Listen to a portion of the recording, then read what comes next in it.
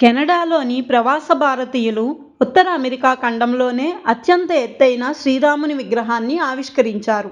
మిస్సిసాగాలోని Hindu heritage సెంటర్లో శ్రీరాముని విగ్రహాన్ని ఏర్పాటు చేశారు. వేద పండితులు మంత్రోచ్చారణల మధ్య విగ్రహం ప్రారంభోత్సవం జరిగింది.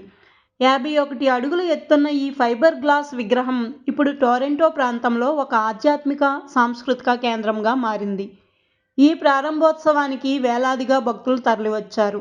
కెనడా మంత్రులు రేచీ వాల్డేజ్, షఫ్కత్ అలీ, మనిందర్ సిధు వంటి అనేక మంది రాజకీయ ప్రముఖులు కూడా ఈ కార్యక్రమంలో పాల్గొన్నారు. ఈ కార్యక్రమం కెనడాలో సాంస్కృతిక సమైక్యతకు ప్రతీకగా నిలిచింది. ఈ విగ్రహాన్ని భారత్ రాజధాని ఢిల్లీలో రూపొందించారు. ఈ విగ్రహం పూర్తి కావడానికి 4 సంవత్సరాలు పట్టింది. శ్రీరాముడి విగ్రహం ఏర్పాటుపై నెటిజన్లు, భక్తులు సంతోషం వ్యక్తం చేస్తున్నారు. ప్రపంచవ్యాప్తంగా ఉన్న హిందూ సమాజానికి ఇది గర్వకారణం అంటూ తమ ఆనందాన్ని వ్యక్తం చేస్తున్నారు.